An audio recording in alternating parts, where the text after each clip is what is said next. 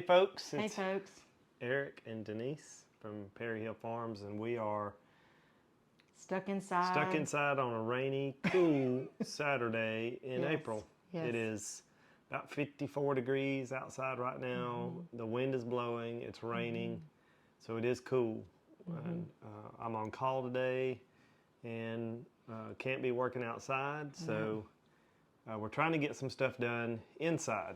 So today we're making some salsa. We're twofold purpose. We have some salsa to make for our church supper Wednesday night. We cook on Wednesday nights for our meals, and this week is beef and cheese nachos, and so we thought we would splurge a little bit on our church family with some of our homemade salsa. We like to spoil the church family.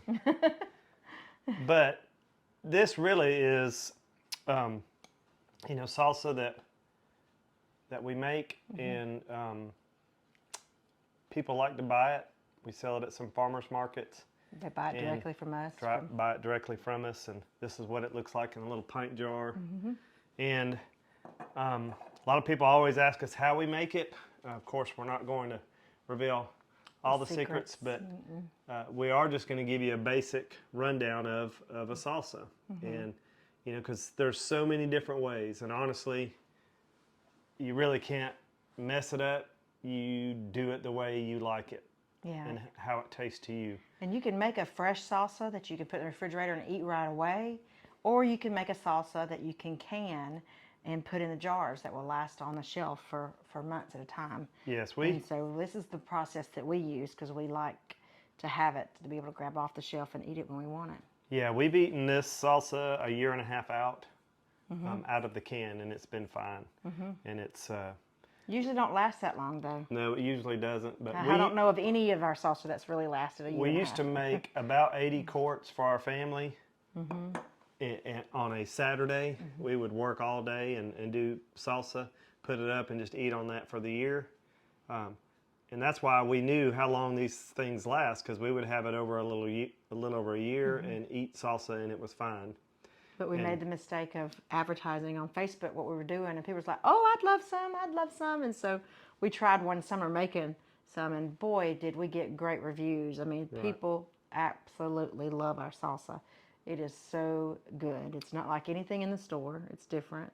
So we do do some habanero flavored salsa. That's our habaneros from our garden. And we do some mild, a medium, a hot, and a habanero hot. And,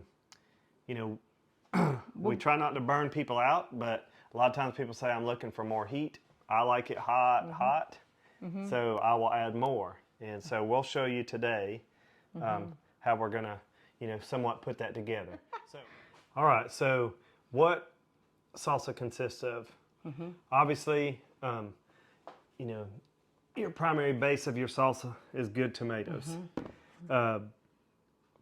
For us, we love to do all our salsa when it's fresh. That's how we used to always do it. Now, In the summertime. it's gotten to where, people want it year round.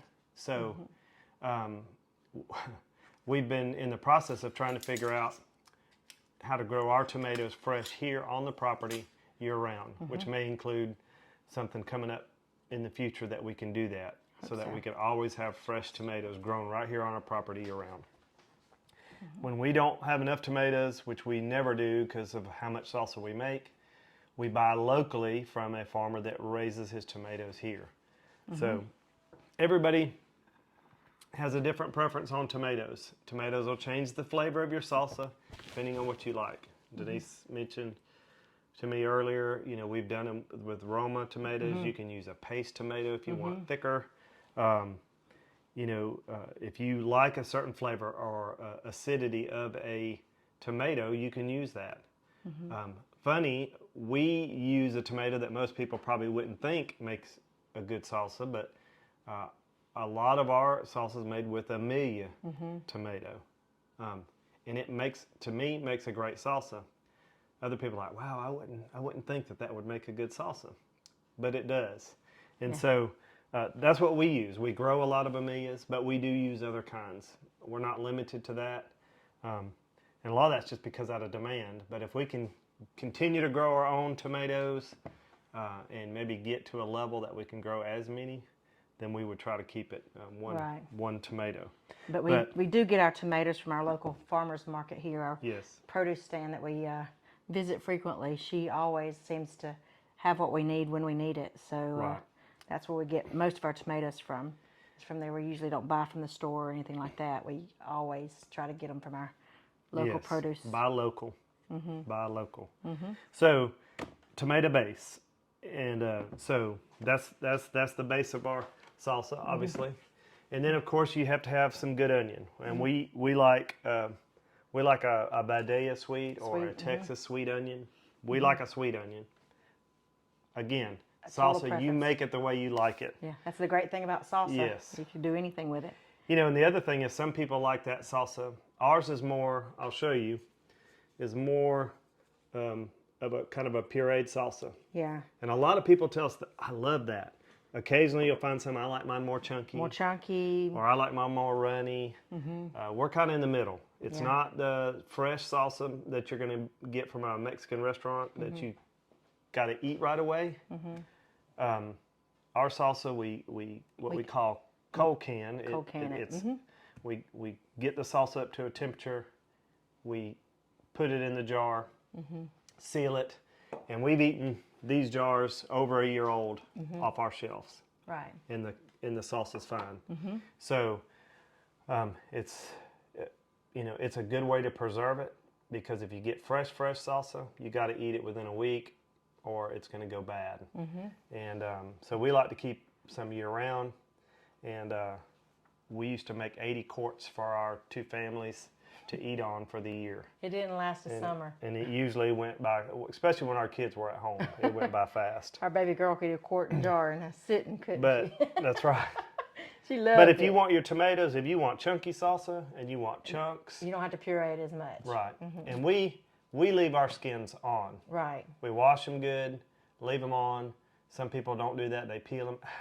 Whatever you like. Nobody complains about this salsa, the way these tomatoes are done. So that's how we do it. A good Texas sweet or a Badea onion, sweet onion. We use bell peppers, okay? And we have used poblano peppers before, which I loved the flavor. That was some we made for ourselves, and we ate that up like and crazy. poblanos do have a different heat flavor profile, and they're a little hotter than a bell pepper. And so there's a, I was trying to remember the heat scale. It left my mind.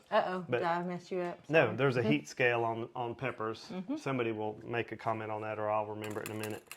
But we also use jalapeno peppers, and we chop those up and run them through a chopper to get them small. So, but on our farm, we try to grow as much of the produce we can for this salsa. We can't produce enough tomatoes, so we have to go to our local produce stand and get enough to keep us going. But what we do use onions. Last year we didn't have to buy last summer a single thing of onions because of the onions that we grew in our garden and put up. We had those from our garden.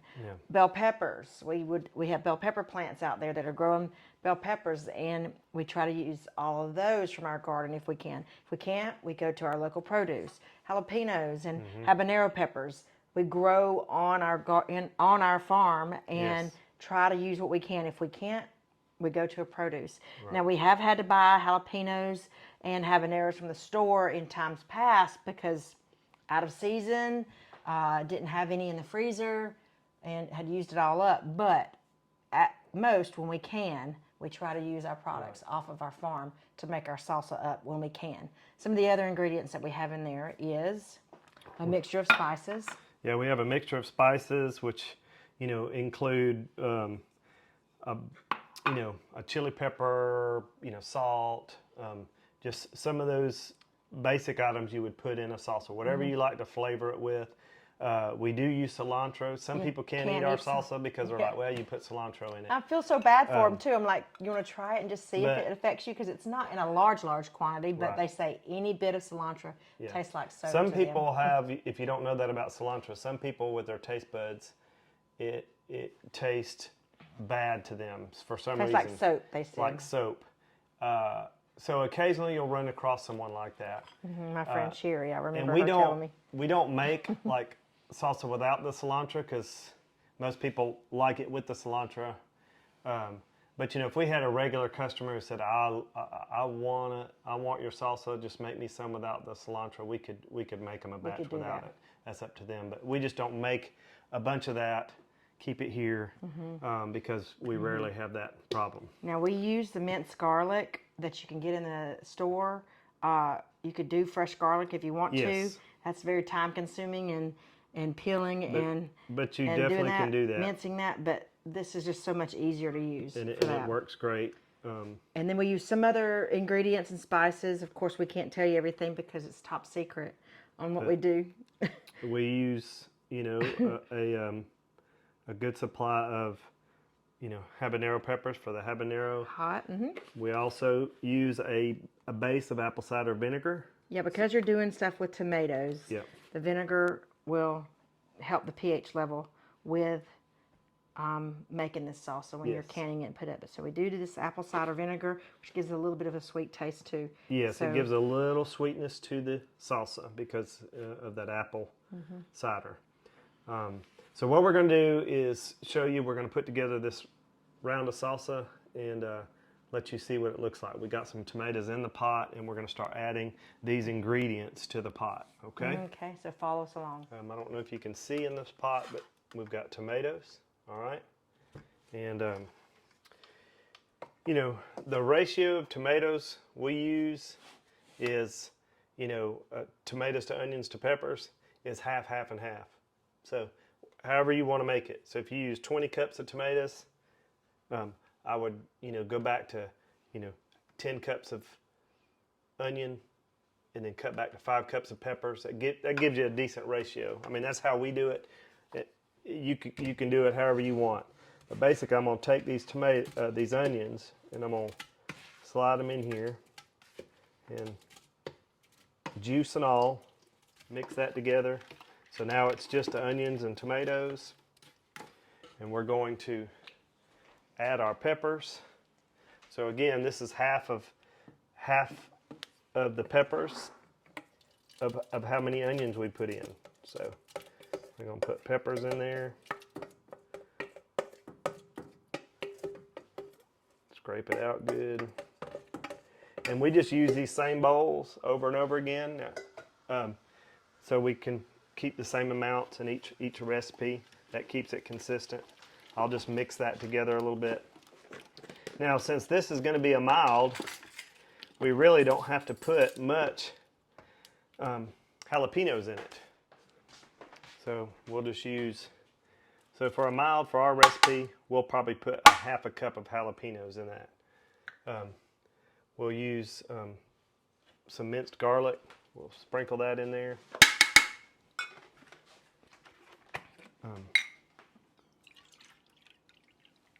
We're going to add spices. I'll just shake that in there. Pour all that good spice in there. Our vinegar. Those spices got our cilantro, everything in it. We're going to add a couple other things, and then we'll show you how this starts to look as we get it cooking, okay? All right.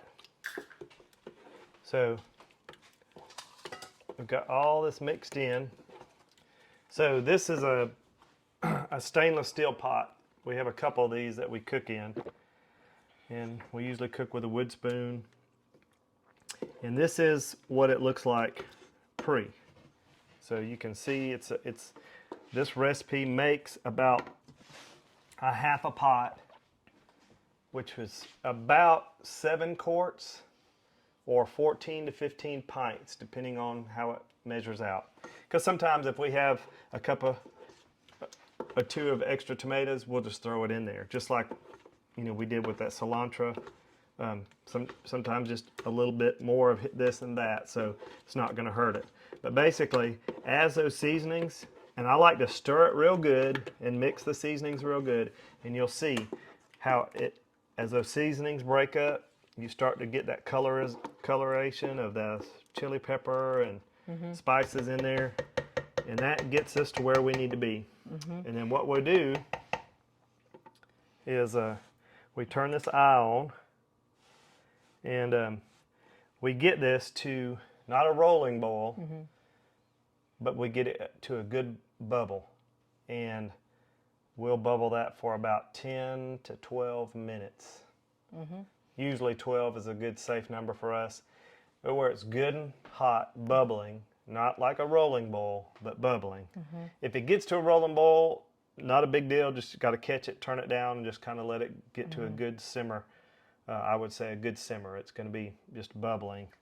And that gets all the stuff up to a good temperature, but you can see the texture is, semi-chunky, semi-pureed, and as it cooks down a little bit, it gets even better. And then we taste every recipe. Every recipe gets tasted. We taste it to make sure it tastes good. And that it's the right heat. To us, and it's the right heat. Now, something that we have done is, ahead of time, is we washed all of our jars, and they are in our oven on 170 degrees, heating up. And then the lids are placed on the stove in water to get hot, because we will not water bath these. This salsa does not require a water bath. So once we jar it and put the lid on it, finger tight, it will be ready to shelve once it cools completely. So those things have been prepped ahead of time. Wash jars, lids in the pot, jars in the oven. Now, if you want to use a water bath to sterilize your jars and put them in hot water on the stove in a pot like Grandma used to do, you're more than welcome to do that. But we've always learned that we like it just bringing it straight out of the oven. We wash them. Wash them. They're wet. Stick them in the oven. Get them to 170. You might want to use a hot pad unless you got thick skin. Yeah, you lose your fingerprints. Pretty hot. But then we take the hot salsa, pour it in the jar, wipe the rim, put it on, let it seal. The jar seals, and then you like that sound effect?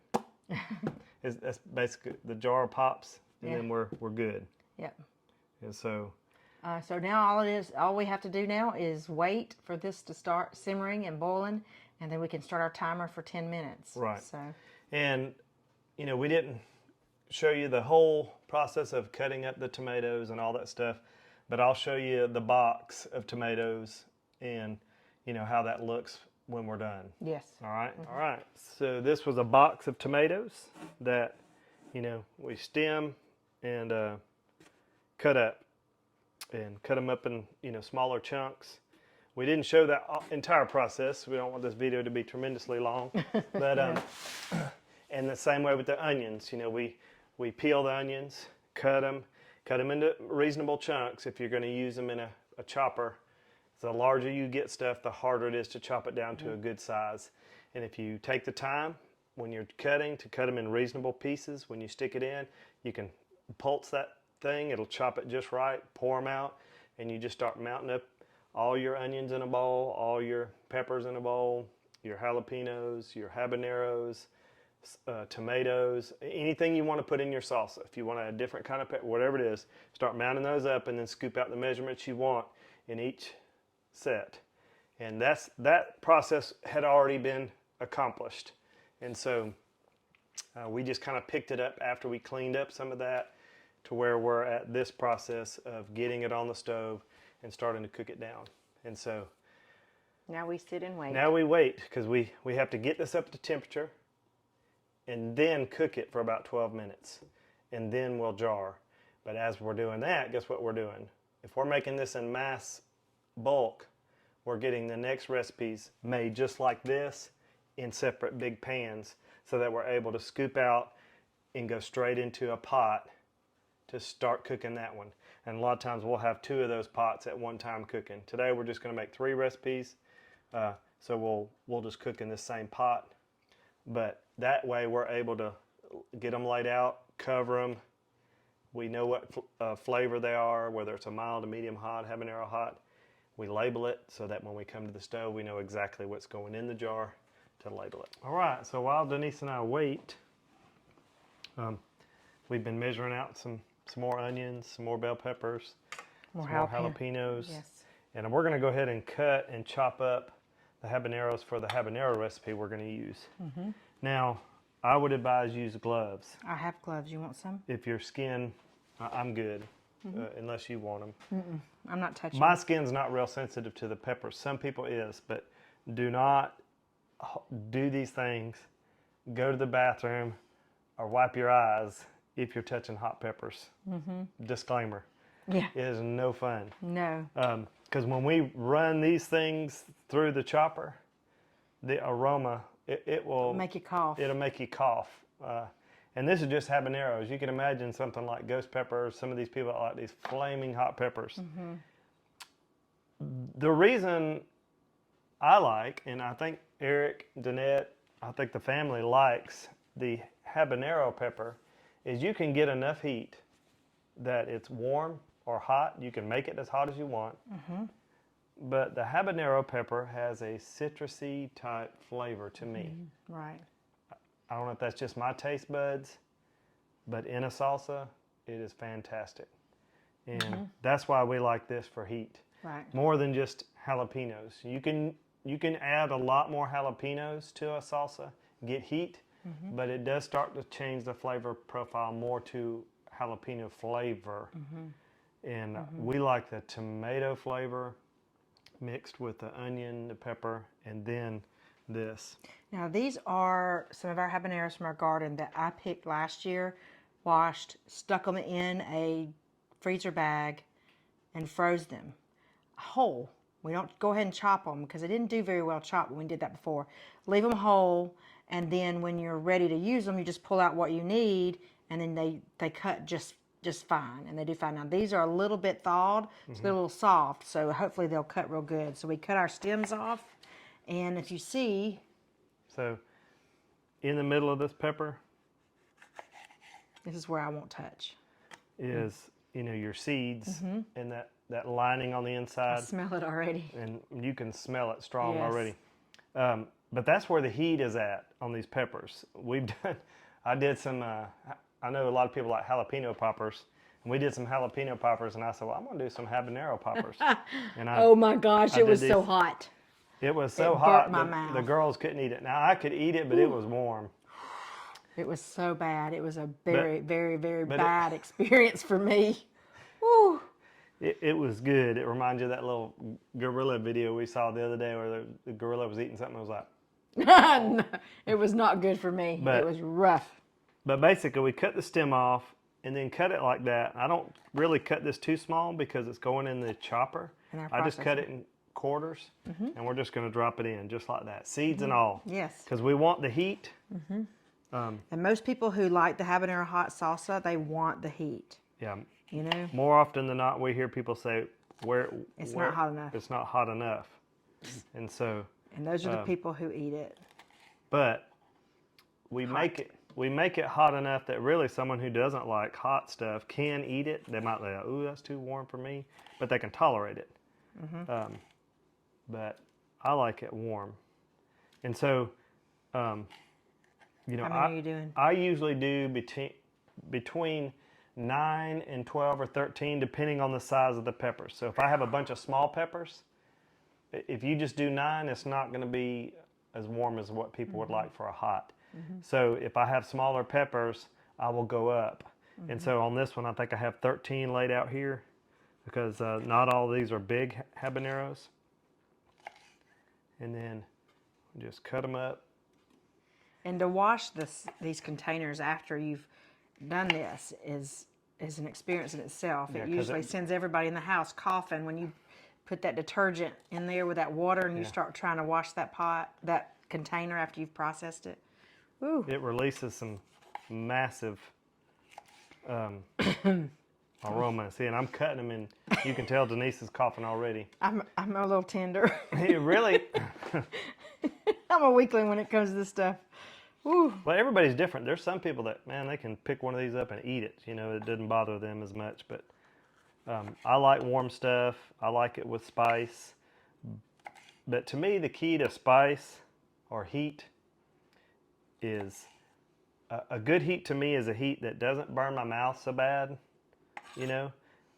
but it warms me. In other words, I will, the back of my neck and, the sides of my face will sweat, but it's not so hot my mouth can't stand it. That's good heat.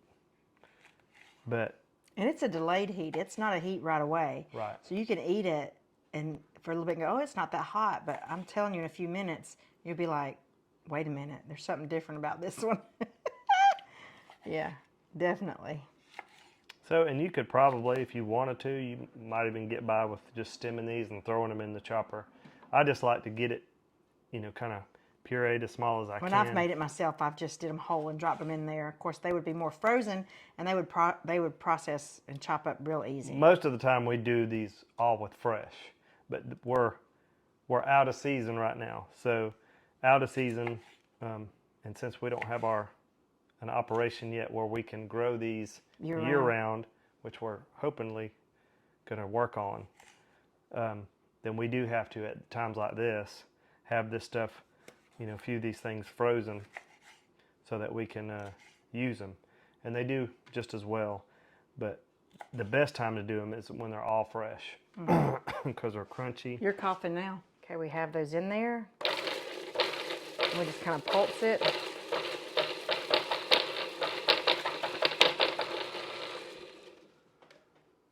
Oh, my heavens of sweetness. Can you pop it off? Other way. I gotta get There you go. this off. Now look down in there. Ooh. I'm dropping stuff. And that's about what you want right there. So we're gonna take that. Can you see the heat in the camera? It's choking us out. That's when it gets you right there. Woo! But it's oh so good. But it is strong. Woo! And so if you're doing it, like when we're doing this, especially when we're cutting onions up by the boxes, when we're doing a bunch of onions, we'll have a fan going because or do them outside. Or we try to do a lot of it outside, and because man, that stuff will wow. But I'm gonna wash my hands real quick since I've been handling that, and wash it real good, just in case. While he's doing that, I was just going to give you a peek while we're waiting. You see, starting to get a little bubble in there. Nothing yet. Just our timer. Still watching this and stirring it. You can hear it going. So, still not quite there to start our timer on that. So, we're still waiting on that pot. All right, so we're waiting on that. We got the habaneros ready. I'm going to scrape them out into a bowl so I can have them ready to put in the salsa. And we're going to cough for just a minute. Let us recover. And it'll be all done. All right, so just to give you a quick look, it is now where it needs to be. So we want 10 to 12 minutes like that. 10 is safe. I usually do 11 minutes. But we'll just sit there and just periodically watch that. Sometimes as it gets up to this temp, I'll stir it periodically. And then when I stir it, it comes immediately back to a little simmer, if you can see that. That's really where you want it, right there. Start jarring. Yeah, we've got to get one of these big ones. And we're going to set it right there. Then we're going to get 2 of these quarts that are nice and warm. Woo. Oop, that's the big one, isn't it?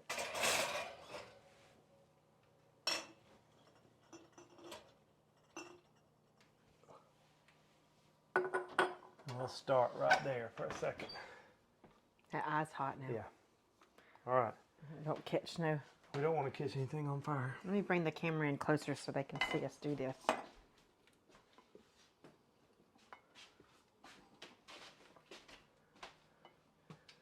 So you can see the consistency of the salsa now. I'm going to try to spin this so I don't spill so much.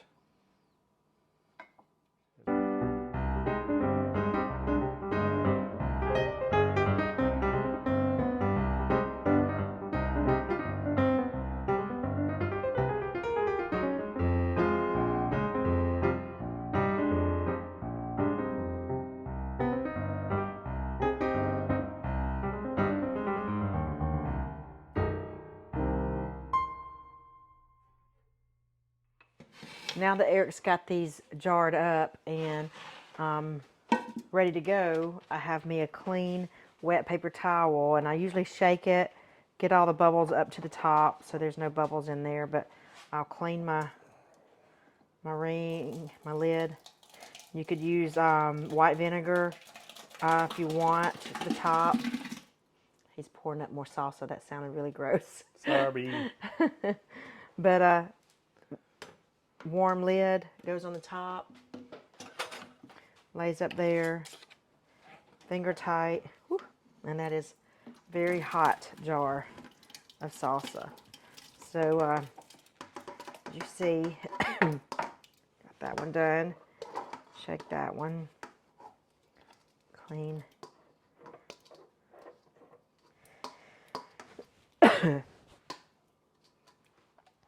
Clean that, put that on there. And always just do finger tight is what I do. I don't tighten it real tight. That's enough to get it to where it will seal. When it gets hot enough, the lids will start popping in a little bit. It'll be pop, pop, pop, pop, pop. And it'll be sealed. You can put it on your shelf.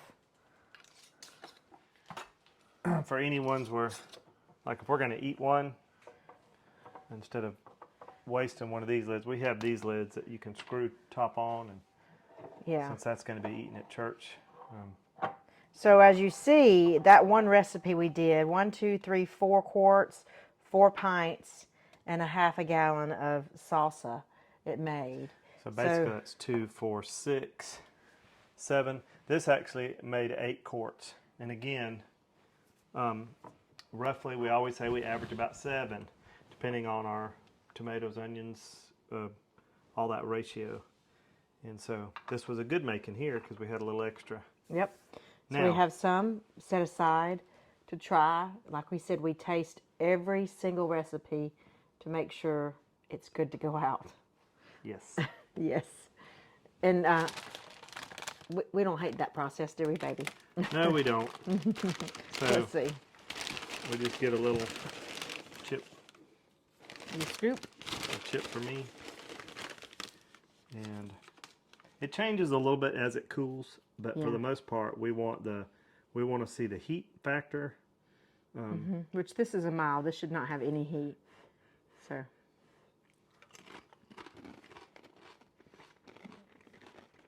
Sorry for the crunching.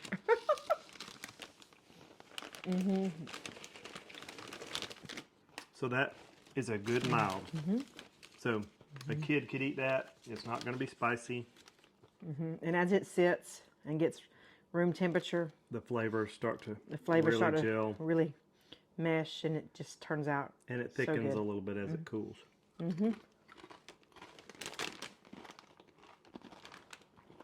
That's a thumbs up right there. I'll try not to do. Oh my gosh, we'll finish that little container off here in a minute. Now we're going to show you, we're about to do the habanero hot. So I'm going to show you the difference in how we kick up the heat on that, okay? So we're going to let these sit, start to cool a little bit, and we'll move them to another location. By the time this next pot's done, this will be moved, and we can move those jars over here. That's some fine salsa. Woo! Let's go. Let's do it. All right, so this is a repeat. We got our onions and our tomatoes in here, okay?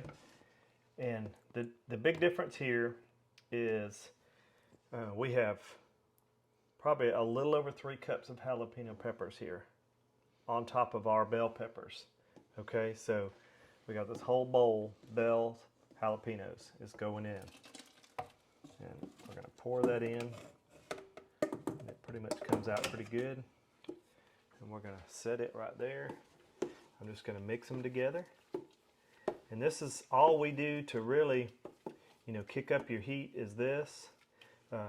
In your seasonings or your spices, you add a little bit, of hotter pepper. So if you want a hotter pepper than just chili pepper, you can do chipotle, you can do cayenne, however you want to kick that up a notch to whatever level you want. I prefer the peppers to bring up the heat because I like the peppers. And the reason we do the same size is it's just easier to keep up with, you know, how much seasoning, how much tomatoes, how much onions. So, you know, a lot of times someone might say, well, man, you can do double that in that same pot. We probably could, but it's just, I don't know. We're a stickler about it being as close as it can be each time so that it stays consistent. But one of the reasons we do taste after each one is peppers also, depending on, you know, how they're watered, how they grow, whether they're a little warmer than normal. Everybody knows that. Sometimes you can get a jalapeno pepper that seems to be hotter than the last one you had, or a habanero pepper that's hotter than the last one you had. We like to taste it just to make sure, because some people say, whew, that medium's hot, or whew, that mild's warm, or that hot's not hot enough. And everybody's palate's different, but also the peppers can change. And so for me, sometimes we can do one and I'll say, oh, that's a good medium, and Denise might say, whew, or Danette might say, that may be a little warm. It may be more close to a hot. So we taste them so that we don't label them wrong. Because sometimes if we make a medium and it turns out that it's more like a hot, we'll label it a hot. So we've got that in. We've got to add in our garlic here. So we're going to use, you know, a couple of these. It don't have to be exact. Garlic don't hurt anybody, I don't think, unless you're allergic to garlic. And then the Magic Champion jalapeno. These are those habaneros right there. You don't want to lick that bowl, I can promise you, unless you're strong. And we're gonna mix that together. Don't forget your cider. Yep. And we're gonna get the rest of the ingredients in there and get that going. We'll put the apple cider vinegar in. We'll get it going, and then we'll do a little taste test after that.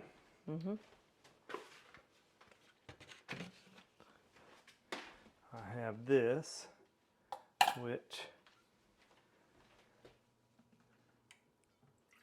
and we usually just use about a cup of this. And you can go a little over that. We're not overly exact on that, but we're not putting like 2 cups.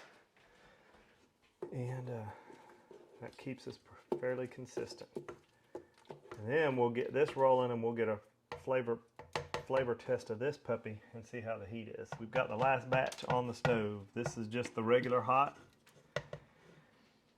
And we've had some time to let the habanero hot cool down. Jace has already been partaking. And he didn't like hot stuff, but now he'll eat it. He'll come back to it and keep eating it, but he got to give him something to drink. But we're gonna taste it. But that tells me all I need to know. If Jace touches it and eats it and he's like, ooh, that's warm, that's where you want it.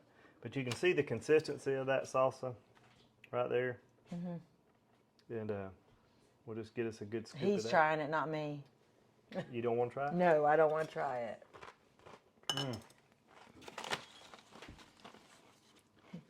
In a little while, he'll have a sweaty head. But that's the kind of heat right there. It won't burn you up, but if you keep eating, you'll start sweating. And that's a good heat right there. And the flavor of that habanero is so good in that right there. We're going to have that on some of this casserole we're going to eat tonight. A little chicken Mexican casserole. You're smacking. I'm sorry, but it's good. But thank y'all for watching, and hopefully that'll give you some ideas on making your own salsa. It's really easy to do. Easy to do. You just keep playing with it until you get a recipe you like. This is what we like, and other people seem to like it too. So